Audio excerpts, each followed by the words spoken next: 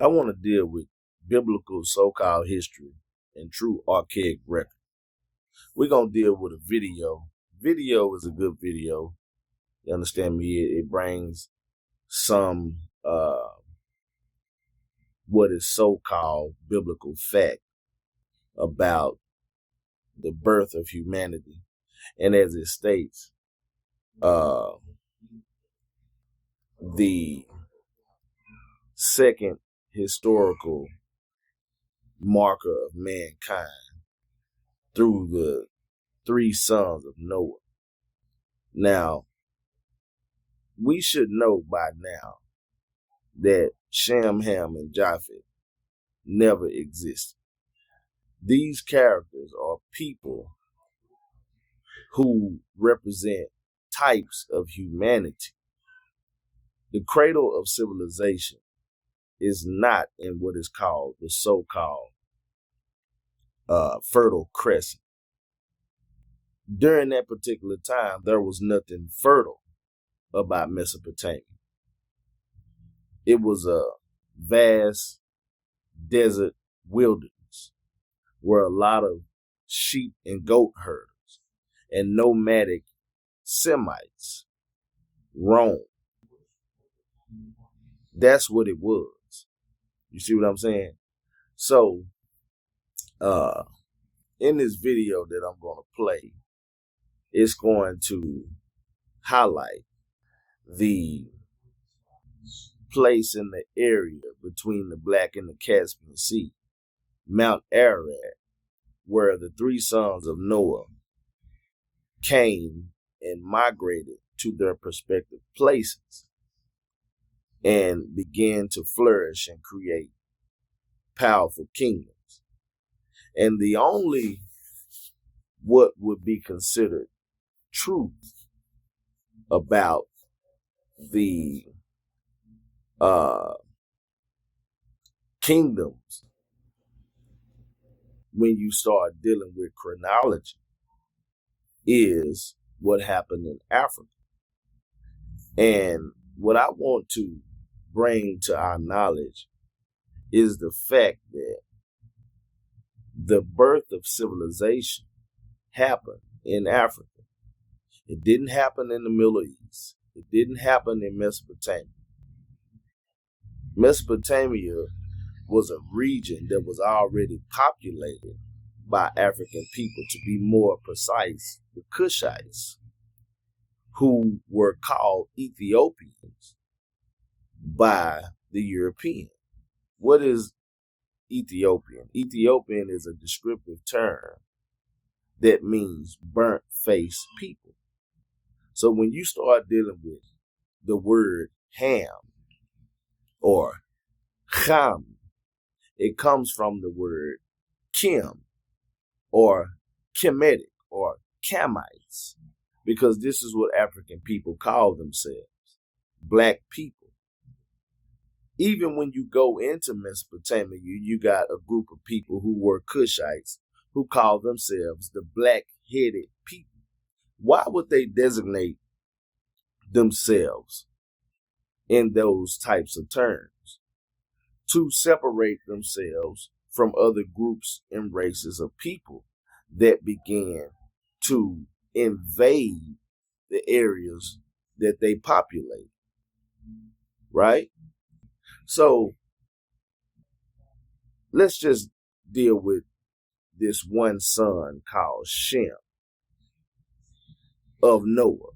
Shem is a fictitious character, and you won't know this for a fact until you deal with archaeology, the archaic record.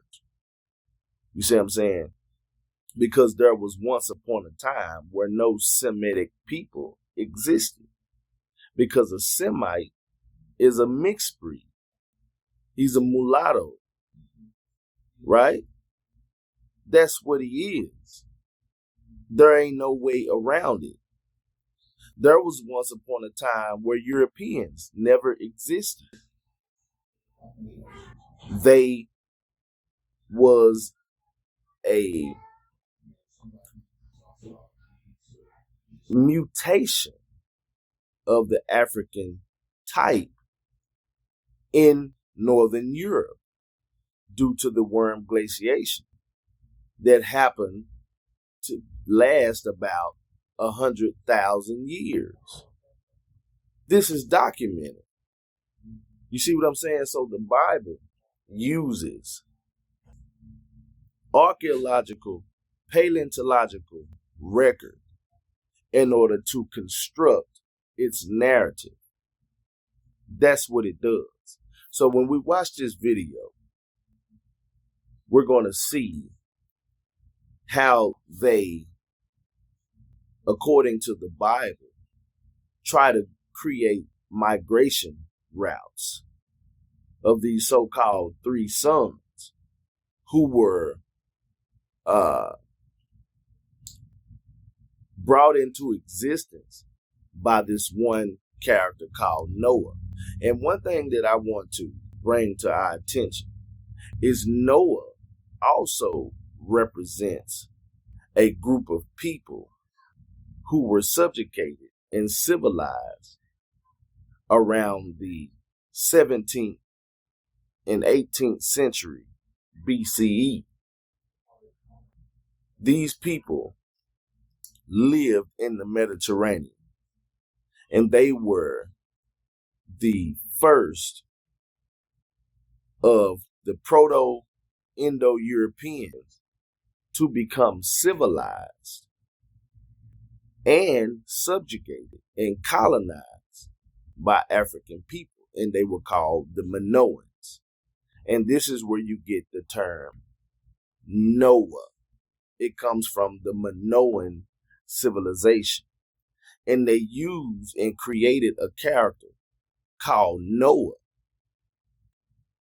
and created his name based upon what these people were called, the Minoans. Look it up.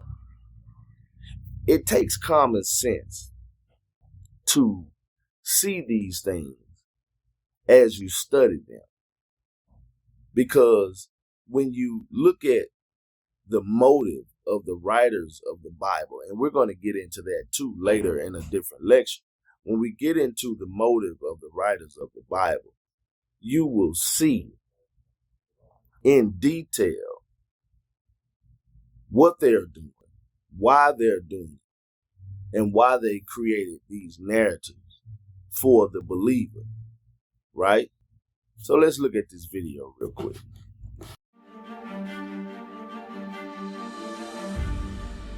Every nation on earth could trace its origins to just three men, Japheth, Ham, and Shem. In the 10th chapter of Genesis, there is a list. Is this just a myth? Or is it a remarkable ancient map, preserving where our own story began? Find out. We must go back to the beginning, to the foot of Mount Ararat.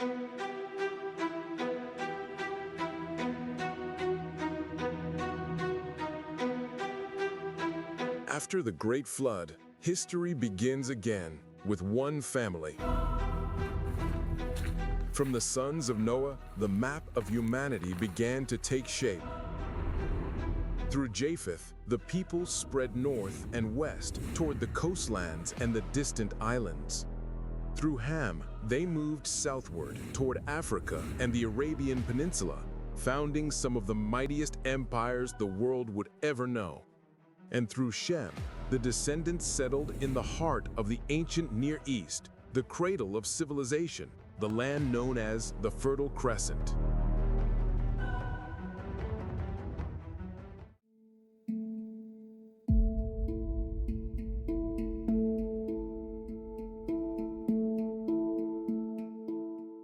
Japheth, whose name meant expansion.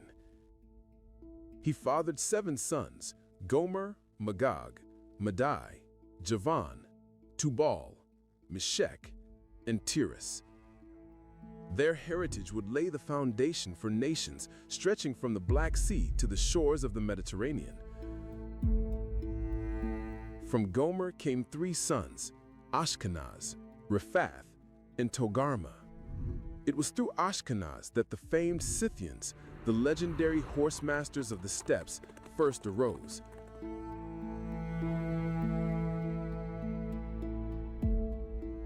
Magog represents the fierce nomadic warriors of Eurasia's vast expanse. Madai settled in the highlands of Iran, becoming the ancestor of the powerful Medes. Their kingdom exerted a strong influence on the balance of power in the Near East, laying the vital groundwork for the subsequent Persian Empire. But it was Javan who looked to the sea, becoming the forefather of the Ionian Greeks. His lineage flows through 4 sons: Elisha, Tarshish, Kittim, and Dodanim. These sons were not merely traders. They mastered the sea and became the main carriers for laying the foundation for future Hellenic influence across the entire Mediterranean coastline.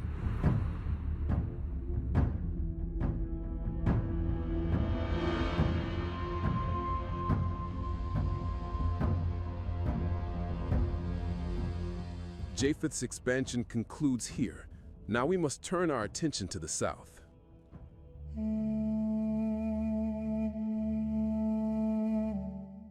Ham, whose name signifies hot or burned, it was a destiny soon realized as he fathered 4 sons: Cush, Mizraim, Put, and Canaan.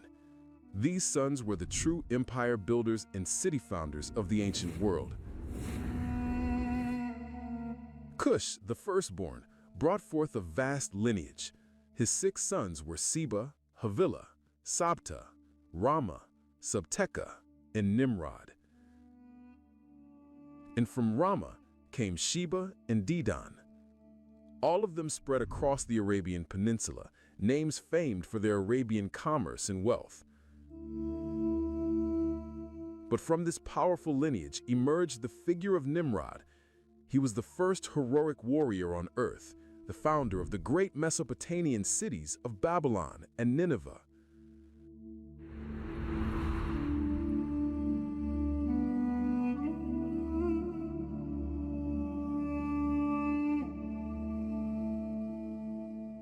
Mizraim is the biblical name for Egypt.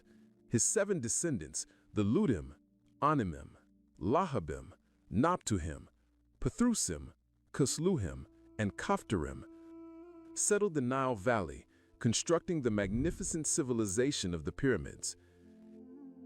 Intriguingly, his line through the Casluhim also gave rise to the Philistines, who would later settle the coastline and become the great rival of Israel. Moving further west, Put denotes the peoples of Libya and North Africa, securing Ham's dominance across the northern Saharan region. Finally, Canaan, Ham's youngest son. He begat 11 descendants: Sidon, Heth, the Jebusite, the Amorite, the Girgashite, the Hivite, the Arkite, the Sinite, the Arvadite, the Zimmerite, and the Hamathite. They would later settle the very land promised to Israel. From these sons, Sidon became the ancestor of the Phoenicians. Heth established the powerful Hittite Empire, and through the Jebusites came the key city of ancient Jerusalem. The Amorites built powerful kingdoms spanning the length of Canaan, while the Hivites and Girgashites were deeply entrenched in the Central Highlands and mountainous regions. The remaining sons settled the northern coast, establishing the key port cities that served as the main entrances to the sea. Ham's empire builders dominated the south. Destiny lies in the very heart of the ancient world.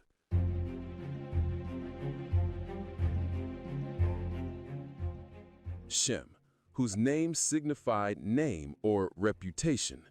He fathered 5 sons: Elam, Ashur, Arphaxad, Lud, and Aram. These 5 lineages settled the vital crossroads of the ancient world, the Fertile Crescent. Elam founded a powerful civilization bordering the Persian Gulf. Ashur gave rise to the ferocious Assyrian Empire, a force that terrorized the ancient world. Lud was the ancestor of the wealthy Lydian kingdom in Asia Minor, who invented the world's first coined money. Aram fathered 4 sons, Uz, Hul, Gether, and Mash.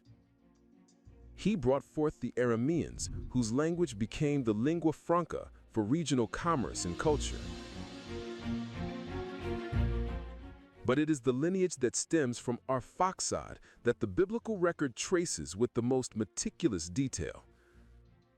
The line passes through his son Salah, leading to his grandson Eber, from whom the name Hebrews is derived.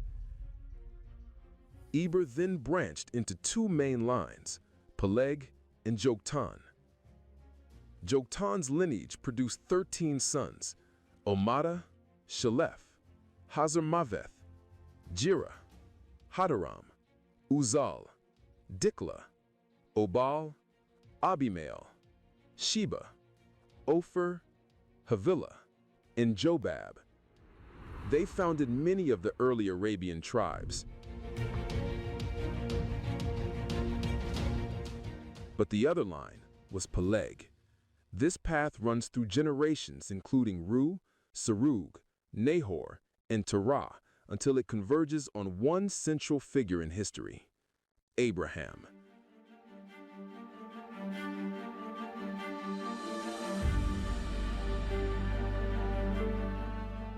And so Shem's descendants settled the Fertile Crescent and spread south into Arabia. Ham conquered the south in Africa, and Japheth claimed the northern seas and coastlands.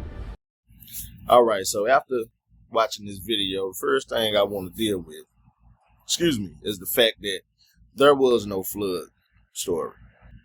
It's all fictitious. It's all an allegorical story. And the goal is, for that story, is to show you what happened between people during that particular time period. This is what the Bible is all about. It's an allegorical book to illustrate what is happening between nations and groups of people.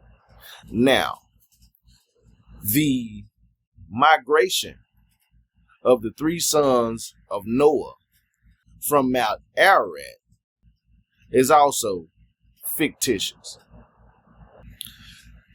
The world never started over. Humanity never started over, and an ark landing on Mount Ararat, releasing hundreds of thousands of animals, and 3 men who are supposed to be brothers, but are all 3 different races of people, going into different prospective places of the world to civilize. That's not what happened, right? Now, in the book of Genesis chapter 10, it talks about Noah and his descendants, Ham, Shem, and Japheth, and Ham being the progenitor of the black race, Shem being the progenitor of the Semitic branch, and Japheth being the progenitor of the white race, right? This is how the narrative constructs the story and wants us to believe that this is how groups of people come into being. It is not true. So I want to deal with first Japheth, and then we're going to drop down and we're going to deal with Ham, because it said Japheth had 7 sons. And from one of those sons by the name of Gomer had a son named Ashkenaz. And Ashkenaz became powerful and was the progenitor of the Scythian Empire. Now, you read a book by Dr. Sheikh Anta called Civilizations of Barbarism. He talks about the Scythians. The African Cushites, who we all call Egyptians today, but we're doing them a disadvantage by calling them Egyptians because they didn't call themselves Egyptians. They were Cushites. They were Kemetic. The Kemites. Kemite or Kemetic meaning black, right? So they call the Scythians Shetot, meaning plague. I'm just trying to give you an idea of what the Cushites thought of these Indo-Europeans, which is what the Japhetic tribes are. Now, the whole history and the archaic record of how the Japhetic tribes came into being goes back thousands of years in the same book documenting the true migratory patterns of African people leaving Africa, because there's a quote from their culture saying, "We came from the beginning of the Nile, where God happy dwells at the foothills of the mountain of the moon." That's right there in what is called now the Democratic Republic of the Congo, between Mount Rwenzori and Kilimanjaro, around the Great Lakes region. This is where they originated from, African people, the first people on the planet, and they migrated up out of Africa through the Straits of Gibraltar, by way of Yemen, going into Saudi Arabia, up into Mesopotamia, and on over into Asia Minor, all the way by as far as Russia, and up north into Northern Europe, hundreds of thousands of years ago, and they were called the Grimaldi people.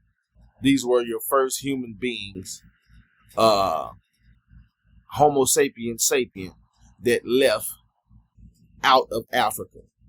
That's who the Judaic writers are calling Ham, the African people, right? We're going to come back to him. Okay, when they went into that area, they were trapped by what is called a Wormian ice age, a glaciation of very, very cold temperatures that caused them to regroup and begin to go and live in caves. And in the course and process of hundreds of thousands of years, they mutated due to lack of sunlight. They lost their melanin, and what was created through them was what is called the Cro-Magnon man. That is your Japhetic white race, right? So I'm just critiquing the video and showing you who Ham is and who Japhet is. We'll get to Shem in a minute. So Japhet had 7 sons. From one of those sons is Gomer. Gomer has Ashkenaz. When you go to the Bible, there is a man called Ashkenaz that it's telling you about. They are the progenitors of the Ashkenazi Jews. But then, at that particular time, they were barbarians. They were nomadic hordes of people who came out of the Caucasus caves, right? Leaving the harsh climates of Northern Europe, right? Coming down into the more temperate zones in order to have a better, to seek a more accepting climatic situation, right? This is the truth, okay? So this Ashkenaz, this person was the progenitor of the Scythians. That's true. African people called them the plague, Shito, right?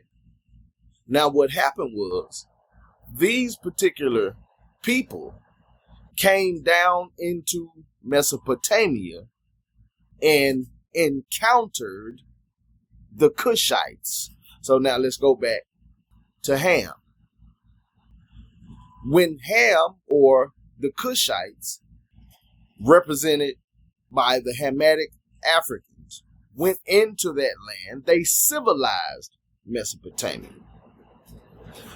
The product of Ham's son, who is Cush, according to the video and according to the Bible, Cush had a son named Nimrod. Nimrod, according to the video, was only said to be a mighty hunter, and he developed Babylon and became a powerful nation, right?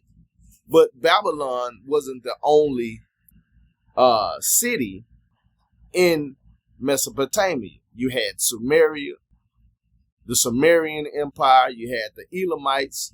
You had Kish. Kish also means Cush, because when you're dealing with vowels, the U and the I are simply synonymous, right? But it was called the Kish, or the city of Kish, right?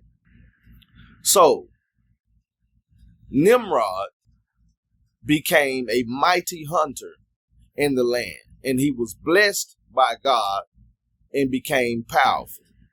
But Genesis doesn't do the story of Nimrod much justice. It doesn't give you enough about him, right? But when you read a book called Jasher, which is not in the 66 books of the Bible, it's called a non-canonical book. It's called an apocryphal book, or a hidden book that was taken out by the Roman Catholic Church for whatever reason.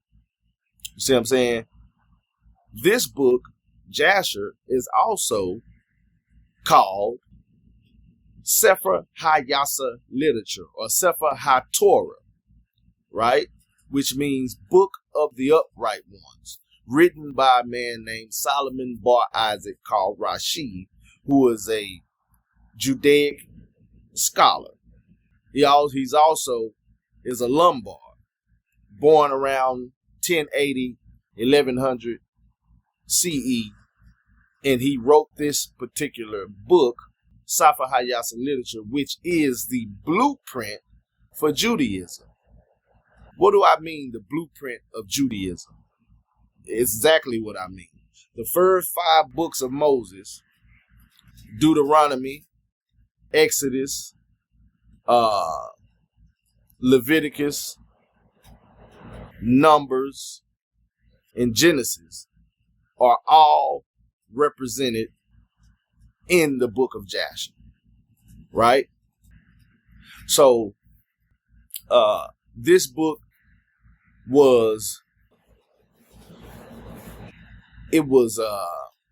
there was another relative of Solomon Bar Isaac by the name of Jacob Ben Meir, who created an appendix to that book, and it became your first 5 books of Moses, and they ended up calling it the Hebrew Bible, which was given to Christians.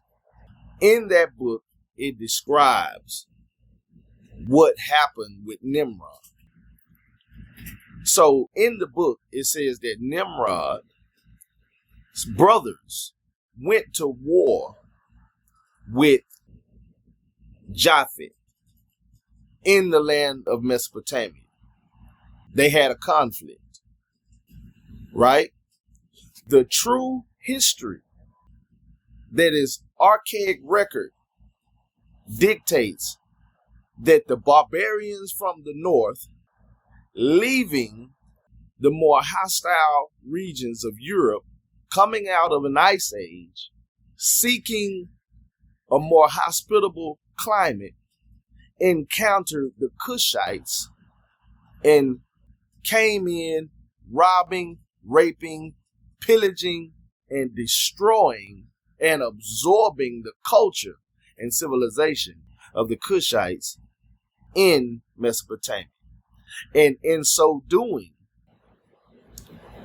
they amalgamated themselves, and that's how your Shemitic type came into being, represented by Shem, who never existed.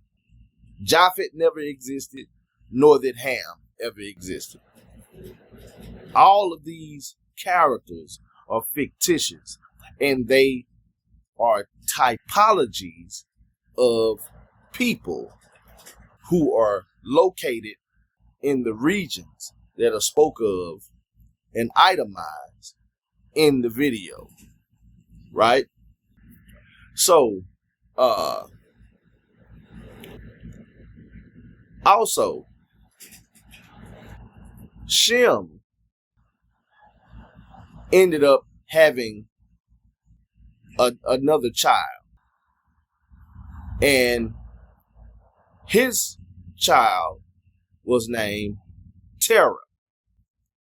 Now, incidentally, in archaic record, there is a man, a nobleman, that lived during the Thinite dynastic period before 4000 BCE, during the time of Narmer, aka Menes, who established the first dynastic pharaonic kingship when he defeated Scorpion and unified Upper and Lower Kemet, right?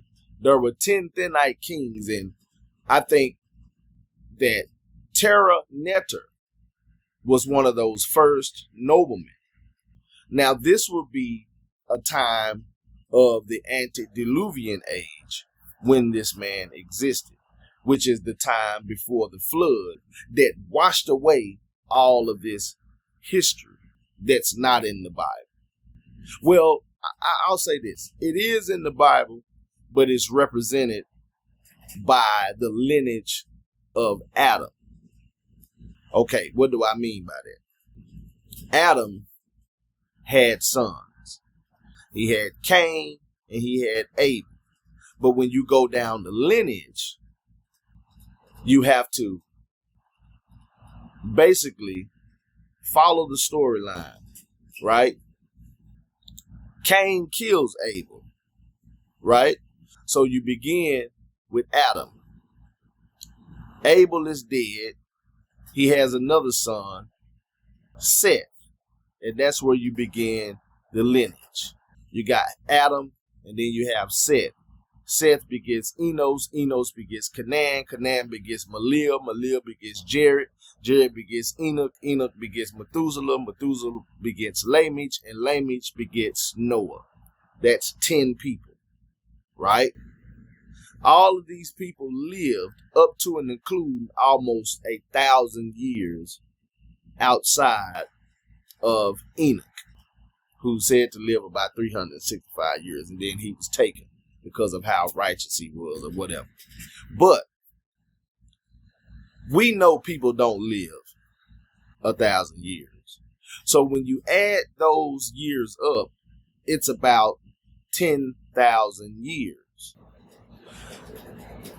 The civilization of ancient Africa, ancient Egypt, goes back 10,000 years. And 10,000 BC is the exact time when the Indo-Europeans were relieved of the worm glaciation. Look it up. It's documented. And they began to come down into those regions. The European alone tells you that he's only 6,000 years old. So when you go back 6,000 years, at the time of him coming down into those areas of Mesopotamia, you got 4,000 BCE, right? 4,000 BCE marks your first Memphite king, which is Menes.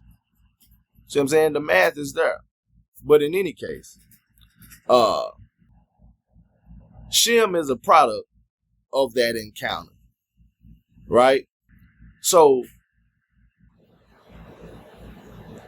Ham also has 4 sons: Cush, Mitzrayim, Punt, and Canaan. Canaan is said to have been cursed.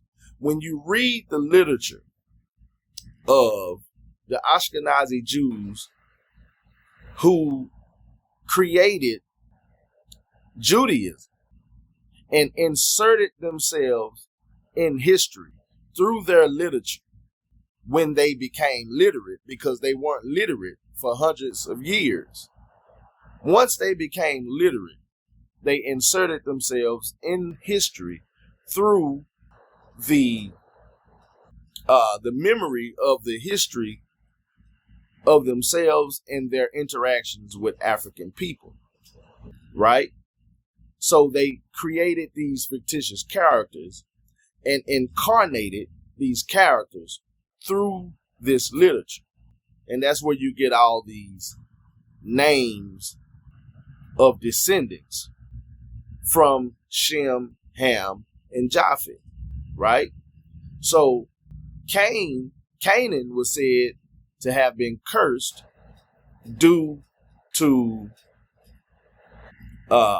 Cush having laughed at Noah because of his drunkenness and his nakedness, right? So Cush's son is cursed. Now, Ham also has Mitzrayim. Now, Mitzrayim is Egypt. Egypt is the area where the pyramids are. But there's also another progenitor called Kaftor. Now, Kaftor was settled in the Mediterranean on the island of Crete. Now, Crete is the island where the Minoan civilization was. And like I said, they were subjugated and colonized during the 17th and 18th dynastic period under Thutmose III, going into the reign of Amenhotep and his descendants, right? So there was a cataclysmic event that happened about that time, but we're not going to get into that because that's for another lecture. But these Minoans, who are called Kaftor, the Egyptians or the Cushites called them Kefti, which means, hold on, I'm back, which means pirate. Kefti means pirate. This is what the ancient Cushites called the people of Kaftor, the Minoans. They called them pirates. We already know what a pirate is, right? So if Mitzrayim or Egypt has a son, and this son is a Minoan, the Minoans were the progenitors of the Greeks. They're Europeans. This is how you know that these stories are in many different facets fictitious, and they're coupled with some underlining truth. You see what I'm saying? So, these particular pirates, if you would, were subjugated and colonized by the Egyptians. And even in the process, they were marrying and giving in marriage and amalgamating themselves. And over time, the Semitic branch of human being was being created through this interaction of Japhetic tribes and Hamitic tribes. And it came to a head in Mesopotamia. These Judaic scholars and writers demonized African people and were writing in their Talmud how African people are cursed and how Canaan would always be a servant. And if you go to the book of Jasher, which is, like I said, an apocryphal book, this book is referenced in the Old Testament, right? In the book of Joshua. It's referenced there. And I think it's referenced in another place. It's referenced in another place. I'll get to it. But in any case, back to this Ashkenazi. The Ashkenazi were barbarians, right? They were Indo-Europeans coming out of the Eurasian steppes, coming down into Mesopotamia and going into India. In India, they were called Aryans, Indo-Aryans, right? And even in India, African people populated and civilized those areas, right? All the way down into southern China, where Vietnam and, the Indus Valley, where you have Angkor Wat and the temples of Angkor Wat. We were all in those areas, right? So by the time that the so-called Abraham came into existence, according to the Bible, right? Abraham was also of white complexion. He was clearly white, right? You can look at, go to a book, Civilizations of Barbarism, and you'll see a image of him and his wife Sarah before the Pharaoh. If the Judaic scholars are able to depict Abraham in light-skinned complexion as a white man, they are illustrating to you the differences, just like the African people do. They illustrate in their temples the 4 different races of people. You had the Timerian, the Tisetian, you had the Tamahu, or the Japhetic branch, and you had the Semite, right?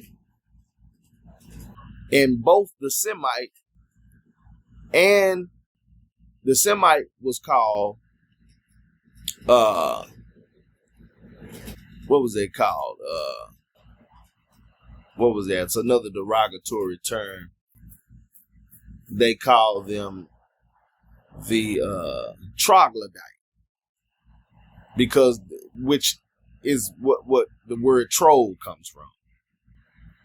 But the Japhetic type they call Chateau, they call them plague, right?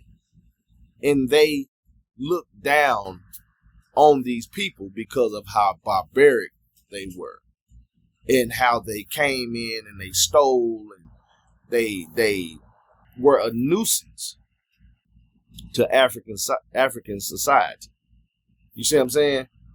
So this is the true history of what's going on between these three races of people who have been typified by characters calling them Shem, Ham, and Japheth.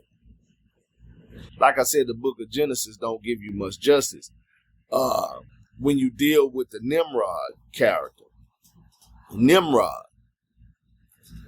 represents the Cushites who built a magnificent civilization by way of the Sumerians, by way of the Babylonians, by way of the Elamites, by way of Kish, right? Excuse me. And developing these areas in what is known as the Fertile Crescent.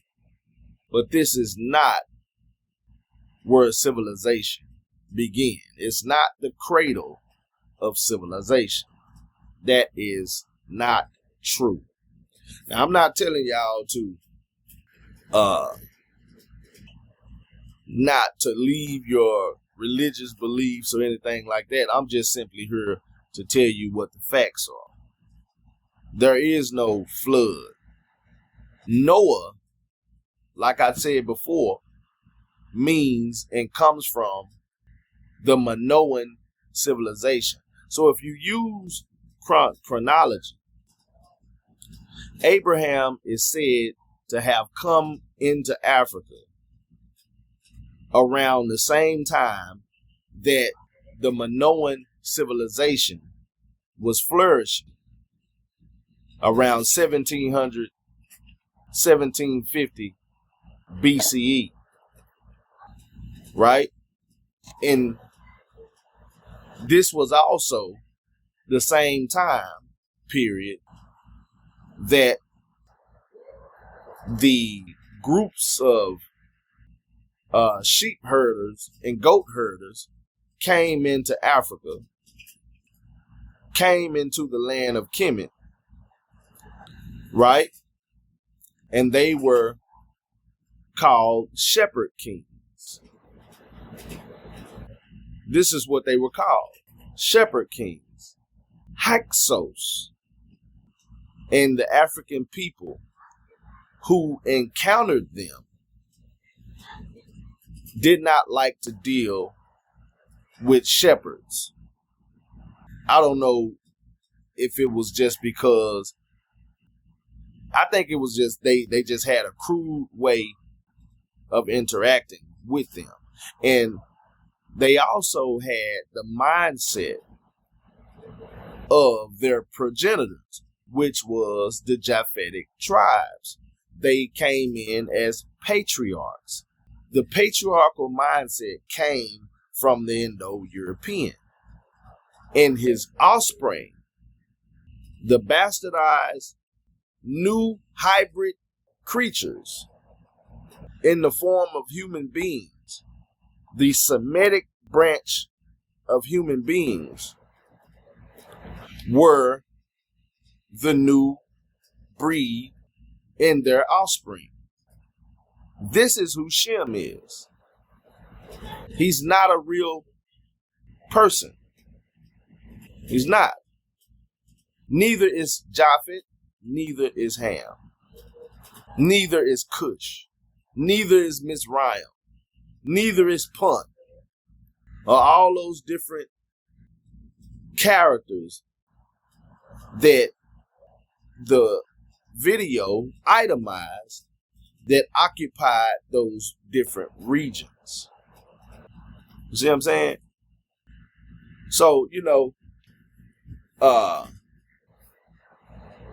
the true migratory patterns of humanity going into those regions, they've created a narrative in the biblical literature in order to write themselves into history during a time period that they had become literate.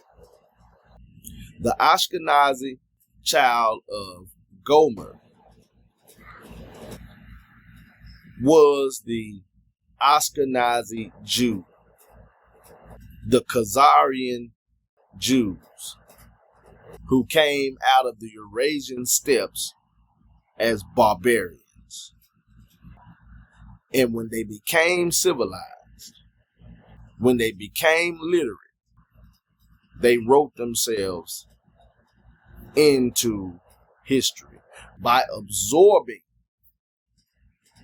the culture of the Cushites and demonizing, by way of this literature, African people.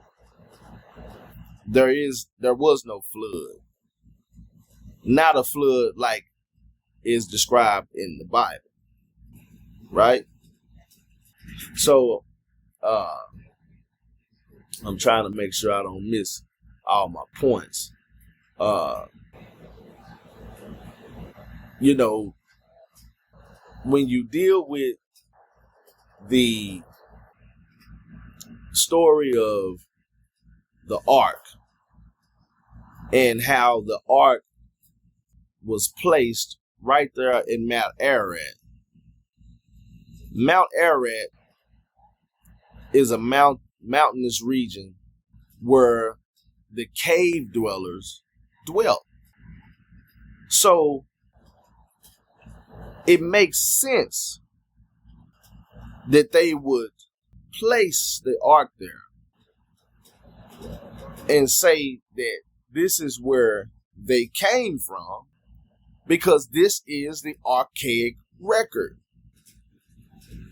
The archaic record shows that, just like it shows that the Grimaldi, thousands of years ago, before the Worm Glaciation and during the glaciation, they were in those caves because they have depictions in the cave walls, on the cave walls of themselves and animals that are in Africa. The buffalo, the antelope, themselves. You see what I'm saying? So, you know, like I said, I like the video. I like the presentation, but there's so much allegory that it has to be interpreted based upon the science. Like this video, share this video, subscribe to the channel, man. Peace.